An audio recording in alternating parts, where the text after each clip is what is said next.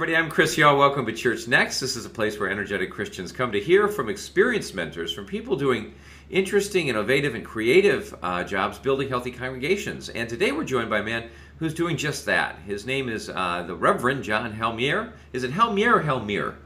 Helmiere. Helmiere, who is serving the good people at a movement called Valley and Mountain in Seattle, Washington. And John, let's start right there. Welcome to Church Next. And could you begin by telling me a bit about Valley and Mountain? Because it's not a church in the way that, I mean, I've been to your website and read about you, and I'm curious how you describe your community. Sure. Well, it's kind of like with my name. You had a hard time pronouncing my name. Yeah. And that's because it's a hybrid name. My last name used to be Helmstadter, or Helmstadter, it's German. And my wife's was Helmiere, which is Belgian. And we created a new last name. We merged ours. We took 4 letters from hers and 4 from mine, and we put them together, keeping both of our traditions, the "ier" of the French and the "helm" of the German, but creating something new. And that's actually a little bit of an analogy for what we're trying to do with Valley and Mountain. So I like how you call it a movement. There are 3 metaphors that I use to describe Valley and Mountain, and they're all active, movement-oriented metaphors. So one is, we talk about it as a Scuba School. Scuba School in the sense that God is this infinite ocean of grace that has no bounds, no limits.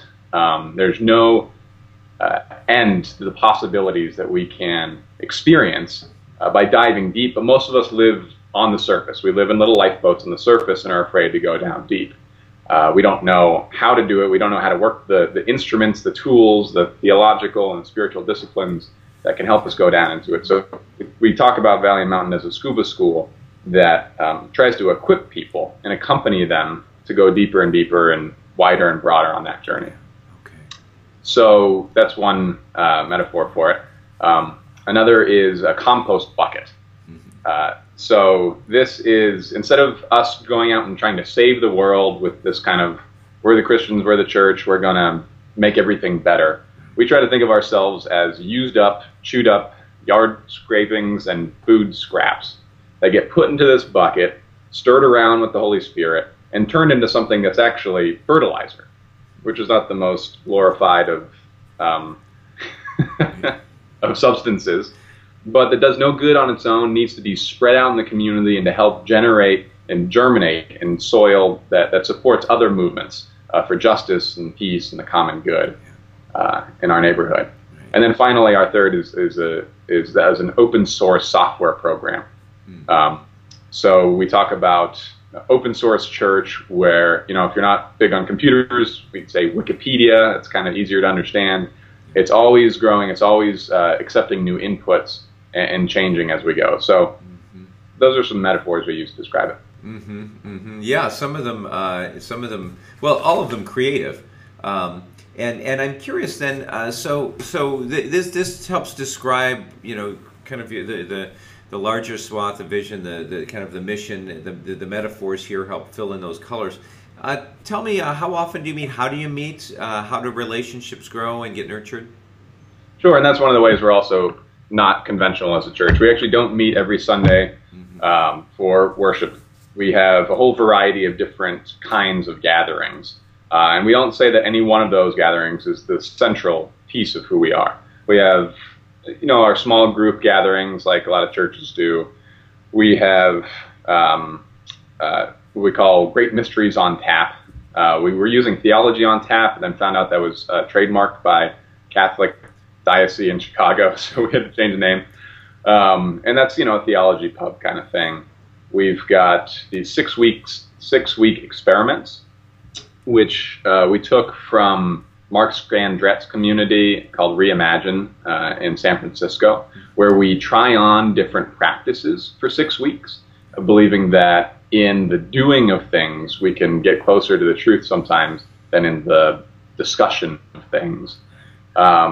So we have these short-term classes that people can participate in. We've done one on radical honesty, where we were honest with each other, with ourselves, and with the power, speaking truth power. We've done one on simple living, one on practicing Sabbath, those kind of things.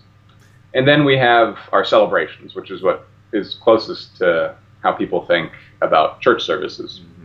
And those meet every other Sunday.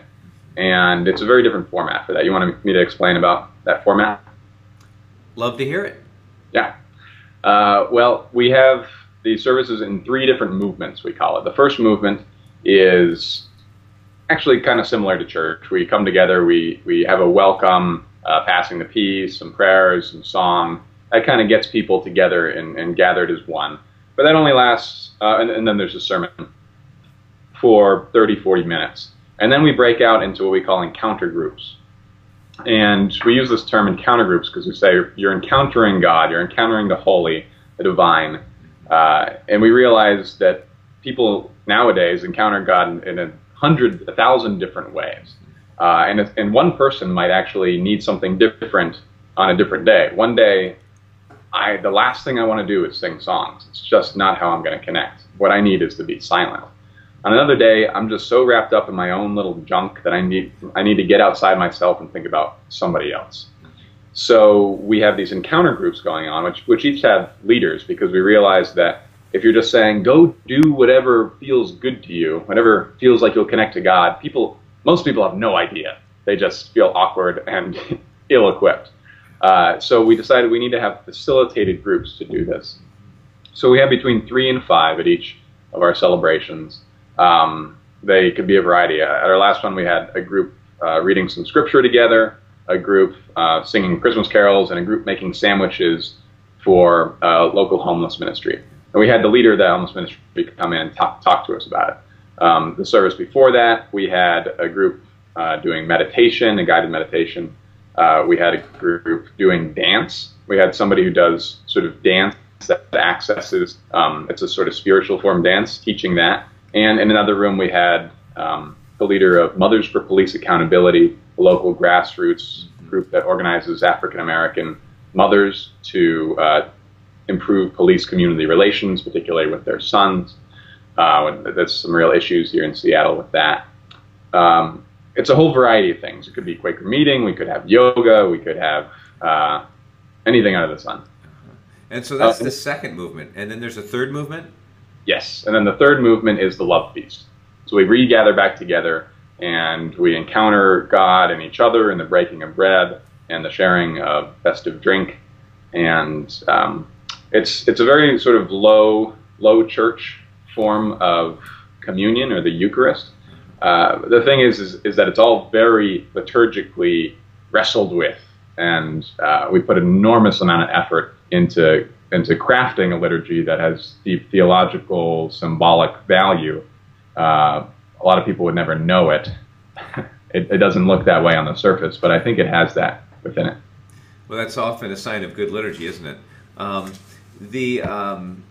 So then, if the demands, then, if you will, of people who are participating in your community are self-selected, or how with having people come every other week. I'm thinking of so many churches that have a hard time getting people every week. If you suddenly told people they come every other week, you might even have them come, less frequently. Does that energize people, or do you think that leads to looser relationships?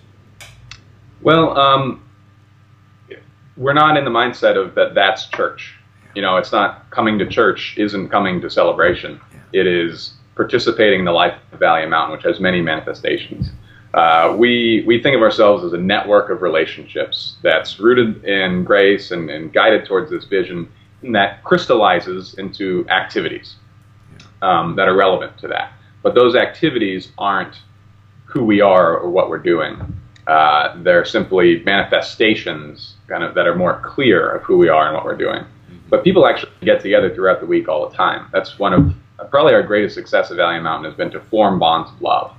And people care about each other. They love each other. They find roommates. They find dates.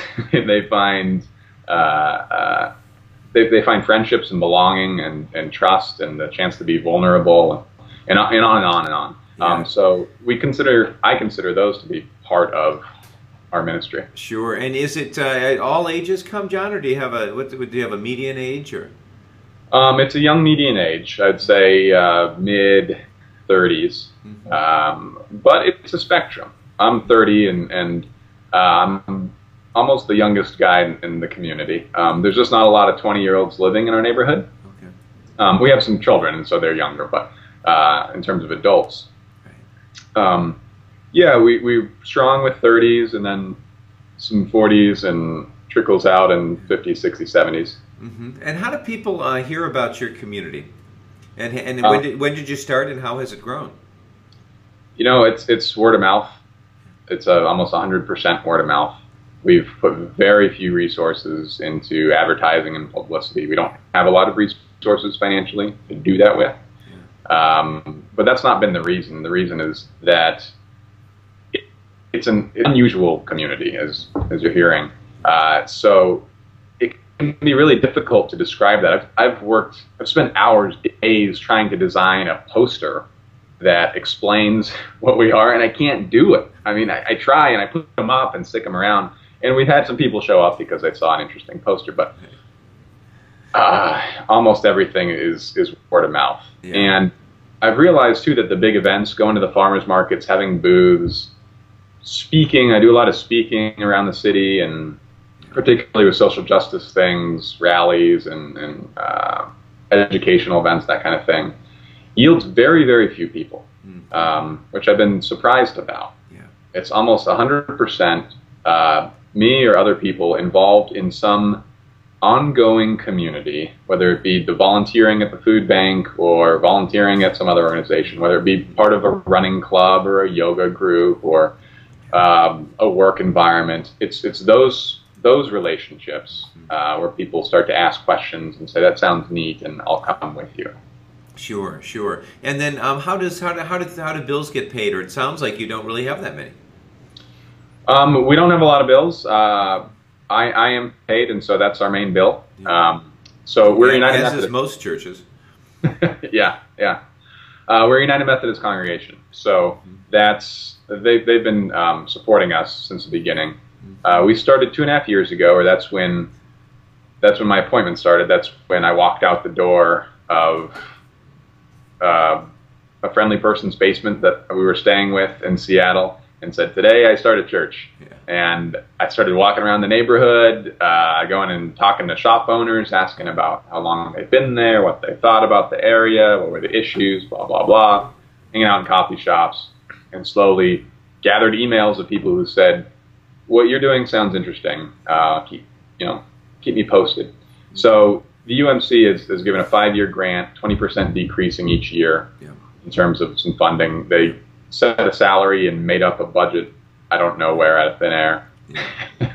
So and now we're raising money within the congregation. Right. It took a while to really develop anything substantial there, but now we're getting some real buy-in, and we're starting some stewardship. We do some external fundraising. Right. Yeah, well, I mean, if it's a community where people, as you've said, John, are forming real strong bonds of love, that's something that has value. As humans, we look for those, of course. And I'm interested, on your website, John, you mentioned something called deep listening. And I wonder if you could explain what that is and what it means to your congregation. Sure. Deep listening is...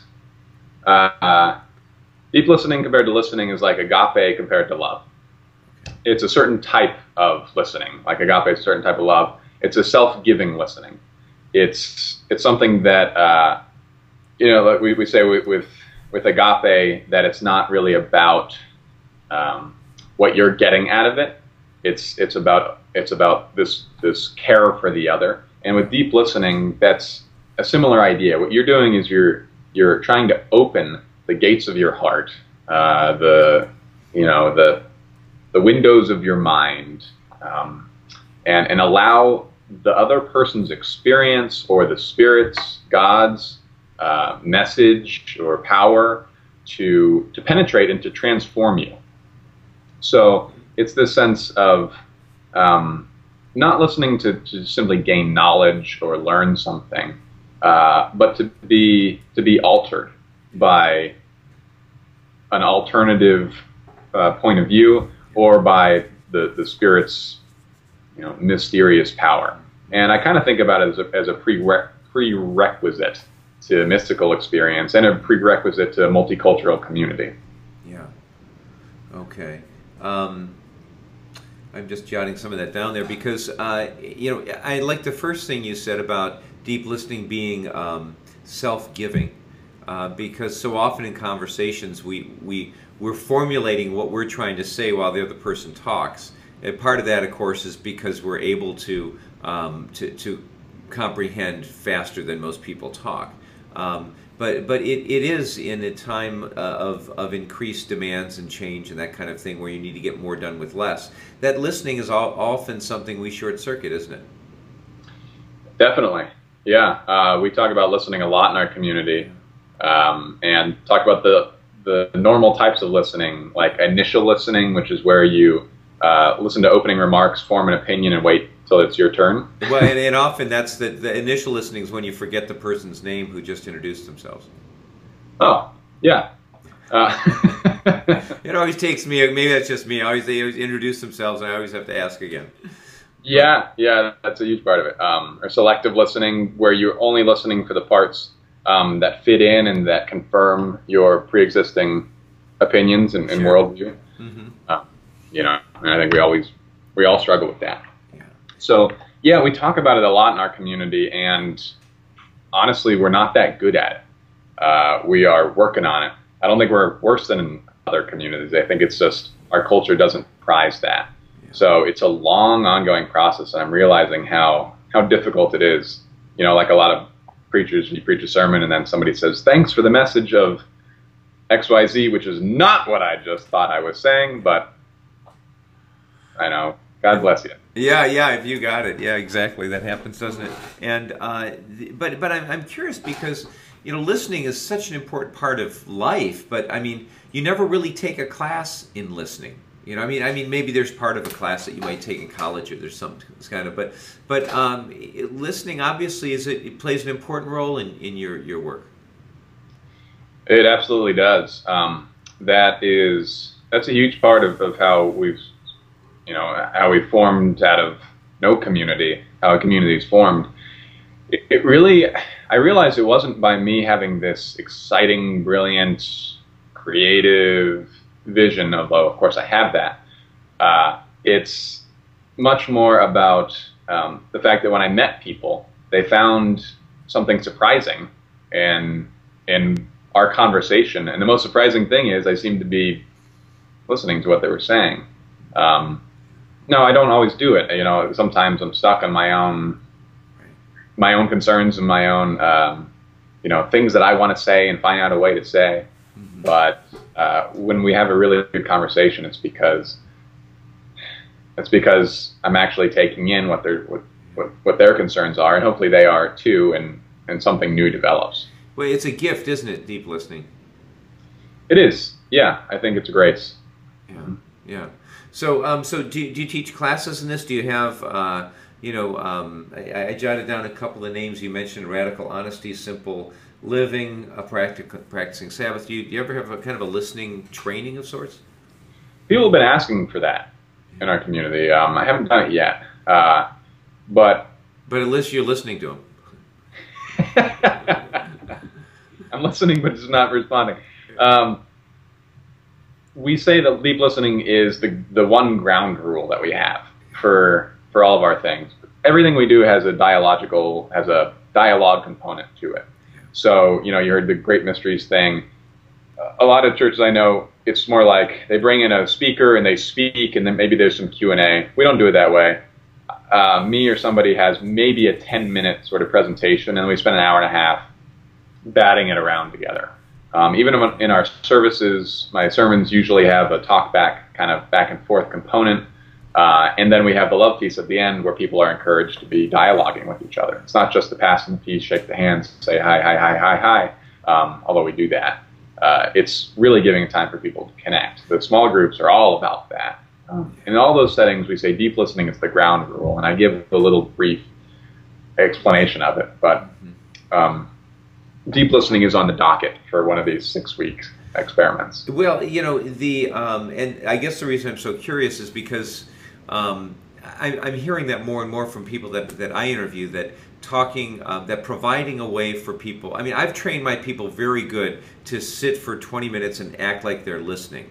You know, but how do you begin to open it up so that, I mean, because a lot of people come to their established churches, and in our audience, as you know, is a lot of people who work in established churches. They're programmed to come in, and this is when I need to, you know, to listen. They've got information, they're going to share it with me, and then I'm going to grow as a result of that. Versus what you're saying is a recognition of the gathered wisdom, certainly, of the Spirit's ability and desire to speak through things. But also, I mean, if you spent a week studying a verse in John, I would want to listen to you more than a guy who just heard of it and maybe heard of it for the first time. How do you go about that?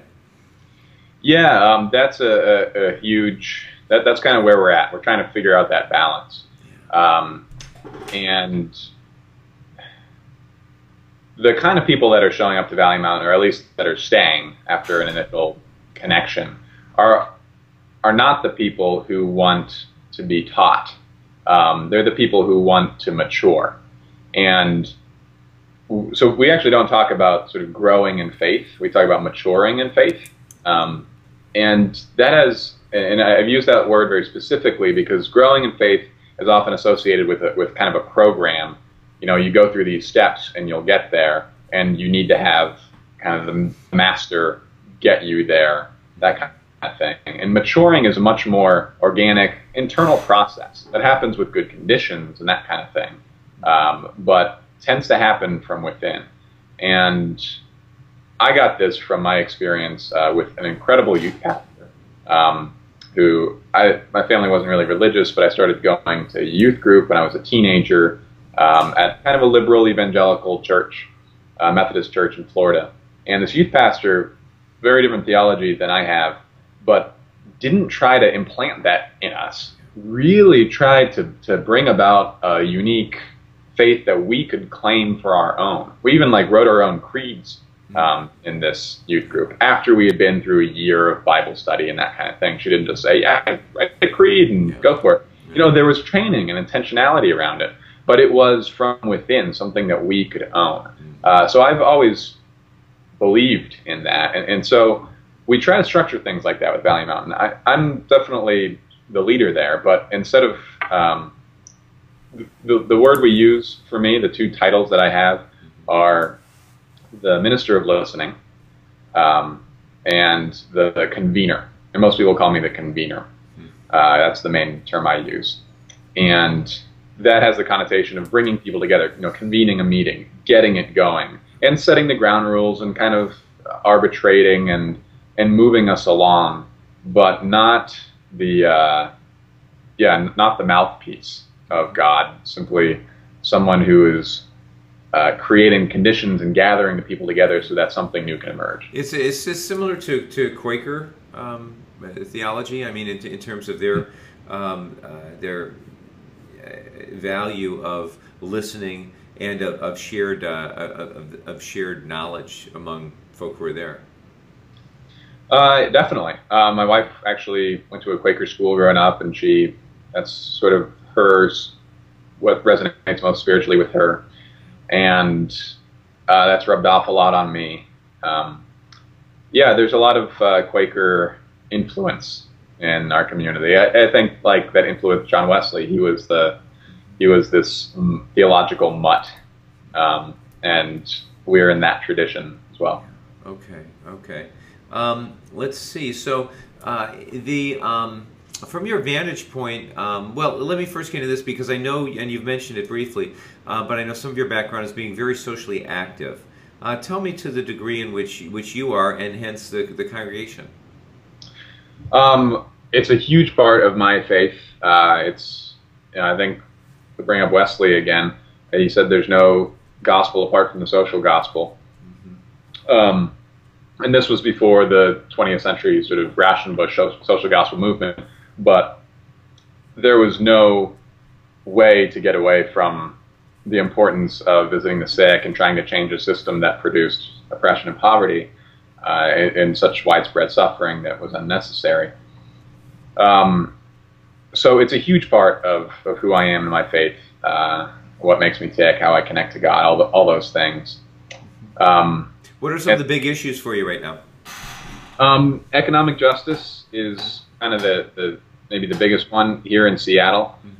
There's a lot of wealth in this city, but a lot of our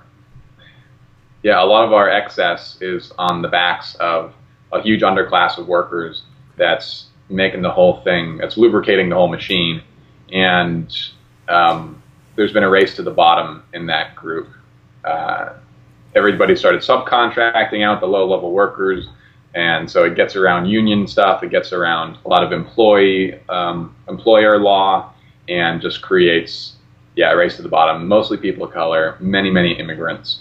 And so that's what a lot of our luxury in Seattle is based on. And so I've been getting involved there, particularly with folks who drive trucks for the Port of Seattle and who clean airplanes and handle bags and do those kind of things at the Port of Seattle. Okay, so then how did you get involved in specifically that area? And what more deeply are you doing?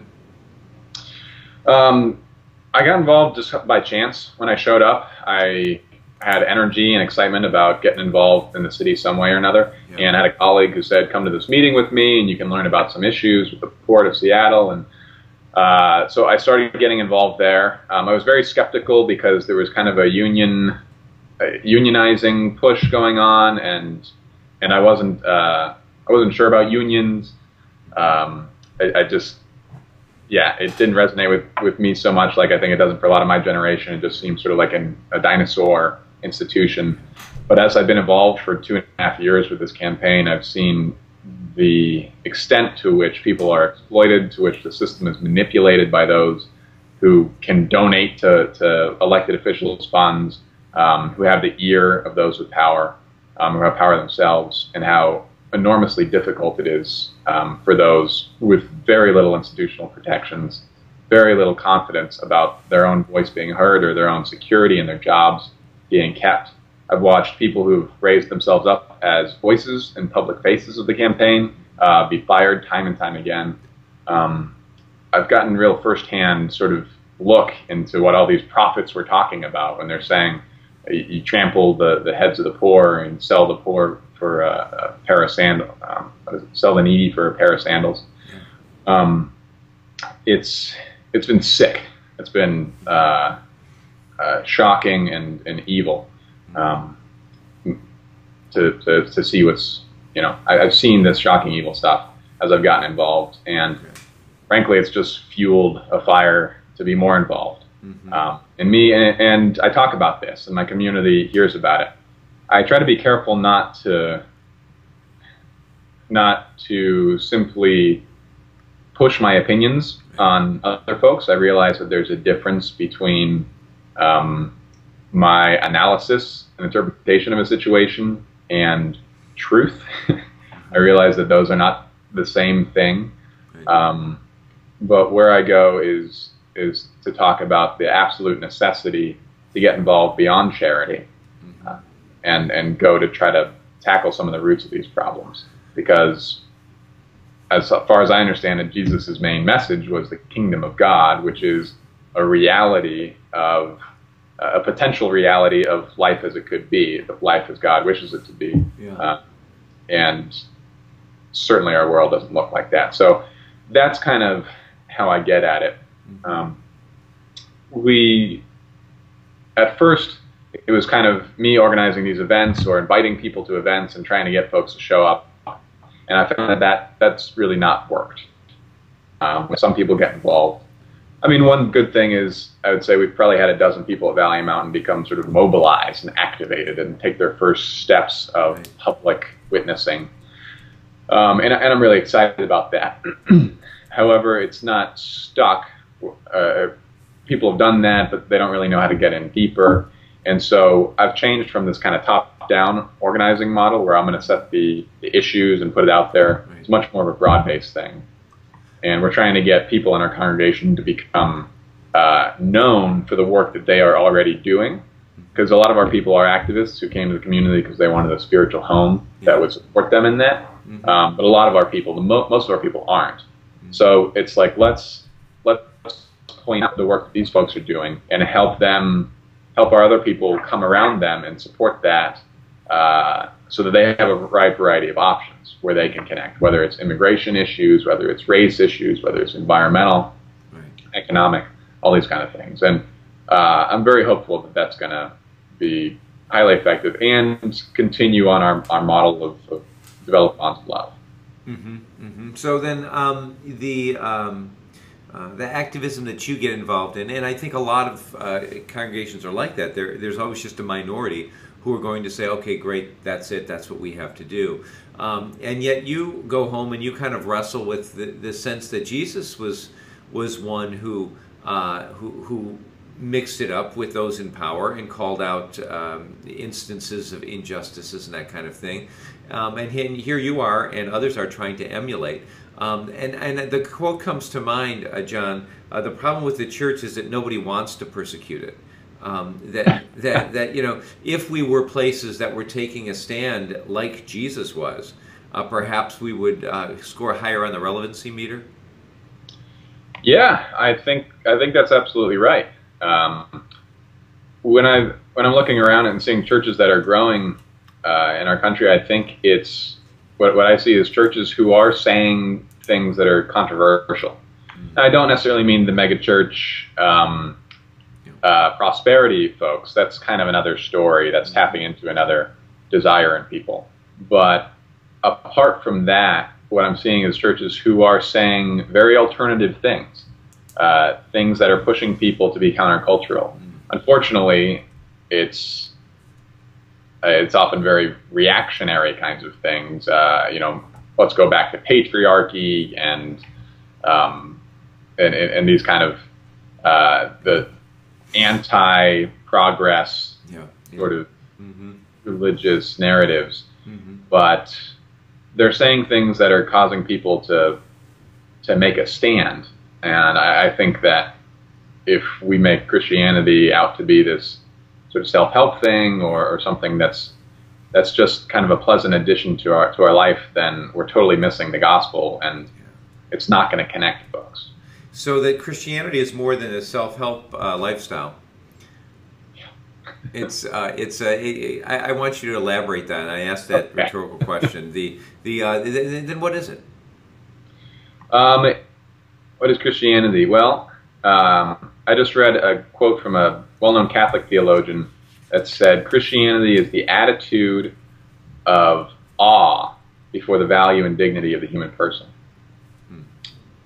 This is John Paul II, the former Pope, which I think is really fascinating that he doesn't mention God in this definition of Christianity. You know, and he's not a super liberal guy. You know, give me that definition again. The attitude of awe before the value and dignity of the human person. I think this was before he was Pope. Although I'm not sure. Yeah, but that's but you're right. I mean, it doesn't mention God in there at all. It's an attitude of awe at, you know, perhaps God's pinnacle creation. At least we always like to say we are. That brings us. But I mean, I guess what I'm getting to is that Christianity is not about self-help in your understanding. It has more. It's more holistic parts to it. Right. Yeah. What I get out of that definition of Christianity is, if you have this attitude of awe, you're going to walk around the world, like Thomas Merton said, realizing that everyone is shining like the sun, they just don't know it. And you're trying to wake them up to it. And you're trying to wake yourself up to it, too, because he had that great mystical experience on a street corner in Kentucky and saw it. But I don't believe that he spent the rest of his life noticing everyone's radiance. He had to kind of remind himself over and over again. And so I have this kind of hybrid of progressive, you know, process, liberation theology kind of stuff, and mystical theology. And I think that we really need the mystical theology to infuse the progressive side of things, because otherwise it becomes an ideology, a sort of political facade with religious symbols to support it. And so this this definition of Christianity as this attitude of awe, I think a real attitude of awe causes us to live differently. We can't just go about our routines. We have to live life not on autopilot, but with deliberation and intention, and to reflect the goodness that we see within each other, to realize that, as Walt Whitman said, that there are multitudes within us that we don't even know about. And there are multitudes within our neighbor that we don't know about. So it's not just about sort of saving the poor or stopping war and its violence against children. We have to change systems, but we've got to do it from a sense of there is enormous value and dignity within my sister and my brother. I just need to start realizing that he and she is my sister and brother. Right. Yeah, I mean, and loving folk, not simply because they're lovable, because we're not lovable, but because that's what Christ asked us to, and we discover the lovability of every person. So I want you to talk a little bit about, you travel a lot, John, and you speak, as you've said, and you have a unique vantage point. And I'm wondering to what degree is social involvement, activism, hurting us as a church, and what are your suggestions for helping churches become a little bit more conscious of a role they might play in terms of improving their communities in terms of justice? You said hurting us as a church? Yeah. Mm-hmm. Well, when you start taking stands on social, political, economic, racial, environmental, all these kind of issues that take place in the public sphere, you easily start dividing people. Yeah. So there is, I think people who are outside of the church have a lot of skepticism about our infighting and our division. Yeah. There's great confusion about why there's so many denominations and why they seem to totally disagree when they have the same book and the same, idea of God and that kind of thing. You get into it a little bit and you realize, okay, that's why, because they have the same book, but they read it in radically different ways. Yeah. And I don't even, we have the same God, and yet our idols for it are very different, and we all have idols for it. I have my own idol and image of God, and I try to transcend it, but we come back to it, and we need to be reminded of that. So yeah, taking these social stands does cause some division, and I think it's a shame. But Jesus was causing division within his group. He was a Pharisee, as far as I think most scholars are saying. He was a member of that sect and was calling out certain other members of the Pharisee community, and that was causing division, and it was causing some fighting there. But are we going to say that he shouldn't have done that because it was causing some fighting? I don't think so. So it causes that fighting, and I think that's a harm. I don't have a great solution for it. And what was your other question? Well, I mean, let me kind of back up, because my questions tend to be long and almost aimless. But like my rambling. No, I wouldn't say that. But I am concerned with your involvement in social justice issues. A lot of our churches are not. I mean, and historically, you look at the civil rights movement, or you look at the slavery movement, and you look at a number of liberating movements, and often the church was a large enemy to those movements, and it took a long time for churches to get on board. And I wonder how we cultivate ways of listening that might help us, see the future a little bit quicker than others. I think that I think that there are huge barriers to connecting on a personal level, mm-hmm. if you're in the middle or upper classes, mm-hmm. with people who are really suffering under a lot of aspects of our system. Mm-hmm. I'm a straight white male from a middle class family and went to Ivy League colleges and that kind of thing. And it was a long time in my life before I had friends real friends, real connections with people, ongoing relationships with folks that were oppressed. It was a long time coming, and during that time, I had no interest in this stuff. I really had a bootstraps mentality. I didn't get it. I liked Ayn Rand and thought she was right, and and all these kind of things. And there are all these institutional barriers that separate people. So I think that somehow getting folks together. You talked about listening, different ways of listening. I think encounter is a huge piece of it. And I'm hopeful that the increasing re-urbanization of cities, the move out of the suburbs to the center, is going to produce some of that. I mean, the worry is that it just re-displaces people, or people back, outside to the crumbling suburbs and this kind of thing, and that's a real possibility. But in the meantime, in this transition phase, we could seize on this opportunity to create connections. That's something that we're starting to do at Valiant Mountain. We're bringing people together from a number of different walks of life, and they're relating and finding some common ground. So I am excited about that. I think another aspect of it is a lot of, I go to a lot of events here in Seattle that are social justice oriented, not even, 10% of them, a small number, but a lot of them. And I'm often the only clergy there. There's not a lot of religious leaders there, but it's not for lack of interest or support. I get tons of people emailing me to ask about this and saying, "Wow, that's so great that you do that." They're very laudatory, and I've been confused about that. It's like, well, if you think it's so great, why don't you go do it?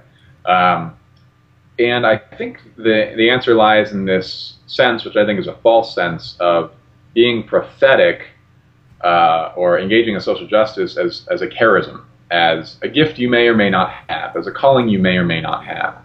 And I think there's a spectrum of how deeply we're called into it. Just like there's a spectrum, we have Catholic workers out there who are full life devoted to this, and monks, and those people aren't sort of more righteous than everybody else or better. They're called to a unique way. But I firmly believe that it's not a potential calling to get involved in systemic change for the kingdom of God. I think that's a primary calling and a universal calling for those who are interested in following Jesus. So I think changing that mindset. Yeah, I mean, it's a bit like the ship that sinks, and you've got 20 people on the rowboat, and it starts leaking, and they pass out the buckets for people to bail, and somebody gets a bucket and says, "Well, I'm sorry, that's not my gift." I mean, it's kind of... That's great. Yeah, I mean, there's a sense, I think, what you're trying to pull out, that, look, when you signed on to follow Jesus, there are just certain things that are happening in the rowboat that whether or not you have a particular ability to do that better or worse than another, but you seem to be saying that we're all called to some degree. That's, I don't see the gospel apart from it. I used to. I can see how you would have that, because I didn't see it for a long time. I read it and just didn't see it. And now I read it and I can't imagine missing out on it. It's not just reading scripture either. I mean, it's looking back at our tradition, and just like we have selective listening, we have selective reading, and we have a selective view of history, and it's very easy to shove off the things that don't fit into the core framework. But it's all over the place in our history, our tradition, our scripture. Certainly for me in my prayer life, I think a lot of people can tap in that too. With the school shootings that happened recently, there is so much spiritual lament happening. I posted something on Facebook about that. I'm going to speak about it on Sunday, and most of my friends are secular. And live in farther places, because I've only lived here for 2.5 years. And I had a bunch of people emailing saying, I want to get a copy of that. They wanted some sort of response. I said in the thing that there'd be no easy answers from dogma, no pop culture fluff. we're going to kind of take a hard look at the situation. And so I'm understanding you clearly. So you're publicizing the idea that you were going to address this happening, and you were getting a lot of interest in it. Yes, yes. I think, yeah, the kind of the tragic nature of this, the monstrosity of it,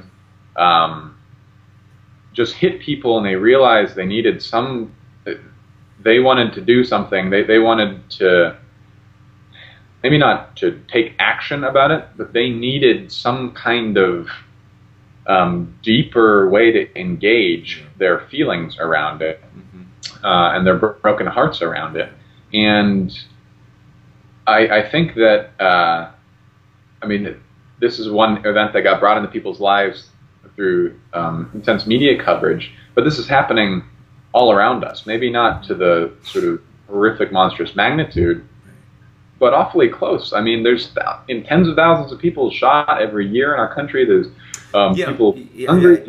I mean, isn't it something like 2,000 children a day are injured or killed because of gun violence? I mean, worldwide, certainly not here, but when you look into war zones. But there is something about the, the relatability, to seeing a school that looks like the one down the street from you, parents that look like the ones on your block, and there is something to that hits home. And I wanted to bring that up a little bit later, because, well, right now, because I'm interested in your, certainly gun control is going to resurface, as it already has, but to a larger degree in terms of the debate. Do you think is this anything you're going to be talking about, and is this, do you think, an opportunity for that issue to finally have some legs? I think it is, yeah. One of my colleagues, Methodist pastor Sandy Brown in Seattle, really did a huge push around that on Sunday. That was kind of the focus of their service, and they brought in petitions and all this kind of thing, and it got covered in the Seattle Times, and I think that is a great witness for our faith. I briefly mentioned gun control, but that's not where I felt people's deepest need was at the time. It was more that in this season of holiday cheer and Christmas, they're feeling heartbroken around this, and other issues too. Some people aren't that deeply affected by this because, frankly, they're struggling with the fact that they're depressed and they're suffering from addiction, and it's Christmas and they're remembering lost loved ones who maybe died too young or aren't in their lives anymore. And are miserable around this season because it brings up all these rough memories. So I felt like I needed to speak to that issue, but certainly I think gun control is a huge issue for social justice right now. Wrapping that, putting some boundaries around that. I think most of the people who are killed are people at the bottom level of our society in terms of power. So I think now's a great time. It's sad that it takes, like you said, something that's relatable to more middle and upper class people to produce the kind of interest in this, whereas a bunch of, shootings in a poor neighborhood in Chicago probably wouldn't take a flip. But it is, it is an issue that we're going to get behind. We're going to circulate a petition in the church, that kind of piece. Yeah. Well, as we wrap up our time together, John, I wonder if there's something that you came to the interview that you wanted to express. I'm wondering if you have a word for the Lord, from the Lord for us. You have, pastors, and you have Christian leaders and people who are certainly interested in the work that you're doing, and perhaps a prophetic role that you're taking in founding a new, certainly different community that may be a wave of where things are going. Well, I think that I want to speak to the social justice piece, but more than anything else, where my heart goes when I think about the church in North America is, where my sadness comes from around it, is the sense that so many of our churches are more associations than they are communities. And that that really breaks my heart, because associations aren't going to be strong enough or motivated enough or profound enough in their proclamation and their practice to do the kind of world-changing, soul-transforming work that I think Christ calls us to. I think communities are able to do that, and that's why, you know, Jesus could have just gone around being a solo preacher, but he didn't. He got a group of folks together, and his last words, at least in Matthew, were, paraphrasing here, but keep the movement going. You know, keep getting people involved. Don't just write this down and hope that everybody reads it. And when I go to a lot of churches and participate, I feel like people are there for their own needs or for their kind of ritual of themselves, and there's not a lot of depth behind the connections. And before we get to a place of becoming a movement mobilized to do some real liberating work in the world, or real soul liberating, you know, talking about the social liberation and the soul liberation, I think we've got to become communities that offer a little glimpse of the kingdom of heaven, where people are realizing that each other are brothers and sisters and acting like it, not just speaking it. So that's where my heart is. John Helmiere from Valley and Mountain, the Valley and Mountain movement in the Pacific Northwest. Thanks for being my guest on Church Next. Thank you, Chris. It's great to be with you.